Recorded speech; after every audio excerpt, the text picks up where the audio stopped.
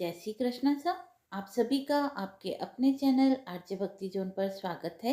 सभी को सफला एकादशी की हार्दिक शुभकामनाएं। सफला एकादशी वर्ष की उन पावन एकादशियों में से एक है जिसे सफलता और सौभाग्य देने वाली एकादशी कहा जाता है। शास्त्रों में वर्णित है कि इस व्रत को पूर्ण श्रद्धा और नियम से करने वाला भक्त अपने जीवन में हर प्रकार की सफलता, सुख, समृद्धि और मोक्ष का मार्ग प्राप्त करता है। इस दिन भगवान विष्णु की उपासना विशेष फलदायी मानी जाती है।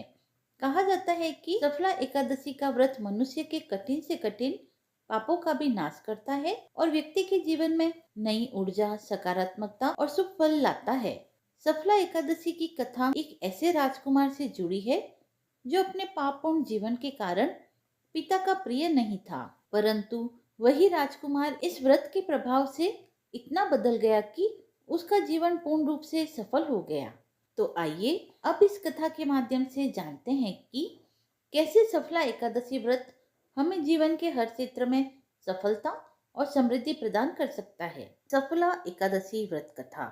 युधिष्ठिर ने पूछा, स्वामी, पौष मास के कृष्ण पक्ष में जो एकादशी आती है उसका नाम क्या है, उसकी विधि क्या है तथा उसमें किस देवता की पूजा की जाती है, कृपा कर बतलाइए।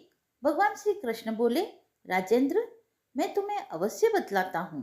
सुनो, बड़ी बड़ी दक्षिणा वाले यज्ञों से भी मुझे उतना संतोष नहीं होता जितना एकादशी के अनुष्ठान से होता है। इसीलिए सर्वथा प्रयत्न करके एकादशी का व्रत अवश्य करना चाहिए। पौष मास के कृष्ण पक्ष में सफला नाम की एकादशी आती है। उस दिन पूर्वोक्त विधान से ही विधि पूर्वक भगवान नारायण की पूजा करनी चाहिए। एकादशी कल्याण करने वाली है, अतः इसका व्रत अवश्य करना चाहिए। जैसे नागों में शेषनाग, पक्षियों में गरुड़, देवताओं में श्री विष्णु तथा मनुष्यों में ब्राह्मण श्रेष्ठ है, उसी प्रकार संपूर्ण व्रतों में एकादशी तिथि का व्रत सर्वश्रेष्ठ है। राजन, सफला एकादशी को नाम मंत्रों का उच्चारण करके फलों के द्वारा श्री हरि की पूजा करें। नारियल के फल, सुपारी, बिजोरा नींबू, जमीरा नींबू, अनार, सुंदर आंवला, लौंग, बेर तथा विशेषतः आम के फलों से देव देवेश्वर श्री हरि की पूजा करनी चाहिए। इसी प्रकार धूप दीप से भी भगवान की अर्चना करें। सफला एकादशी को विशेष रूप से दीपदान करने का विधान है। रात को वैष्णव पुरुषों के साथ जागरण करना चाहिए। जागरण करने से जिस फल की प्राप्ति होती है वह हजारों वर्ष तपस्या करने से भी नहीं मिलता। हे राजन, अब सफला एकादशी की शुभ कहानी कथा सुनो। चंपावती नाम से विख्यात एक पुरी थी जो कभी राजा महेशमती की राजधानी थी। राजश्री महेशमती के 5 पुत्र थे। इसमें जो ज्येष्ठ था वह सदा पाप कर्म में लिप्त रहता था, पर स्त्रीग्रामी और वेश्यासक्त था। उसने पिता के धन को पाप कर्म में ही खर्च किया। वह सदा दुराचार तथा ब्राह्मणों का निंदक था। वैष्णवों और देवताओं की भी वह हमेशा निंदा किया करता था। अपने पुत्र को ऐसा पापाचारी देखकर राजा महेशमत ने राजकुमारों में उसका नाम लुम्बक रख दिया। फिर पिता और भाइयों ने मिलकर उसे राज्य से बाहर निकाल दिया। लुम्बक उस नगर से निकलकर गहन वन में चला गया। वहीं रहकर उस पापी ने प्राय समूचे नगर का धन लूट लिया। एक दिन वह जब चोरी करने के लिए नगर में आया तो रात में पहरा देने वाले सिपाहियों ने उसे पकड़ लिया, किंतु जब उसने अपने को राजा माहिस्मत का पुत्र बतलाया तो सिपाहियों ने उसे छोड़ दिया। फिर वह पापी वन में लौट आया और प्रतिदिन मांस तथा वृक्ष के फल खाकर जीवन निर्वाह करने लगा। उस दुष्ट का विश्राम स्थान एक पीपल के वृक्ष के निकट था। वहां बहुत वर्षों का पुराना पीपल का वृक्ष था। उस वन में वह वृक्ष एक महान देवता माना जाता था। पाप बुद्धि लुम्बक वहीं निवास करता था।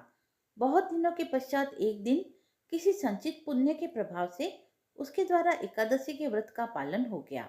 पौष मास में कृष्ण पक्ष की 10वीं के दिन पापिष्ट लुम्बक ने वृक्षों के फल खाए और वस्त्रहीन होने के कारण रात भर जाड़े का कष्ट भोगा। उस समय न तो उसे नींद आई और न आराम मिला।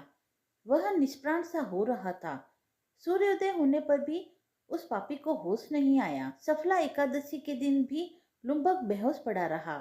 दोपहर होने पर उसे चेतना हुई। फिर इधर उधर दृष्टि डालकर वह आसन से उठा और लंगड़े की भांति पैरों से बार बार लड़खड़ाता हुआ वन के भीतर गया। वह भूख से दुर्बल और पीड़ित हो रहा था। राजन, उस समय लुम्बक बहुत से फल लेकर ज्यों ही विश्राम स्थान पर लौटा, त्यों ही सूर्यदेव अस्त हो गए। तब उसने वृक्ष की जड़ में बहुत से फल निवेदन करते हुए कहा, इन फलों से लक्ष्मीपति भगवान विष्णु संतुष्ट हो। यों कहकर लुम्बक ने रात भर नींद नहीं ली। इस प्रकार अनायास ही उसने इस व्रत का पालन कर लिया। उस समय सहसा आकाशवाणी हुई, राजकुमार, तुम सफला एकादशी के प्रसाद से राज्य और पुत्र प्राप्त करोगे। बहुत अच्छा कहकर उसने वह वरदान स्वीकार किया। इसके बाद उसका रूप दिव्य हो गया। तब से उसकी उत्तम बुद्धि भगवान विष्णु के भजन में लगी। दिव्य आभूषणों की शोभा से संपन्न होकर उसने अकंटक राज्य प्राप्त किया और 15 वर्षों तक वह उसका संचालन करता रहा। उस समय भगवान श्री कृष्ण की कृपा से उसके मनोज्ञ नामक एक पुत्र हुआ। जब वह बड़ा हुआ तब लुम्बक ने तुरंत ही राज्य की ममता छोड़कर उसे पुत्र को सौंप दिया और वह भगवान श्री कृष्ण के समीप चला गया, जहां जाकर मनुष्य कभी शोक में नहीं पड़ता। राजन, इस प्रकार जो सफला एकादशी का उत्तम व्रत करता है वह इस लोक में सुख भोग कर मृत्यु के पश्चात मोक्ष को प्राप्त करता है। संसार में भी मनुष्य धन्य है जो सफला एकादशी के व्रत में लगे रहते हैं, उन्हीं का जन्म सफल है। महाराज, इसकी महिमा को पढ़ने, सुनने तथा उसके अनुसार आचरण करने से मनुष्य को राजसूय यज्ञ का फल प्राप्त होता है। कथा समाप्त हुई। यदि आपको यह पसंद आई हो तो आप वीडियो को लाइक करें, चैनल को सब्सक्राइब करें, कमेंट बॉक्स में जय श्री हरि लिखकर अपनी भक्ति को व्यक्त करें और ऐसी ही धार्मिक कथाओं व व्रत महात्म्य को सुनने के लिए जुड़े रहें आरजे भक्ति जोन के साथ। धन्यवाद।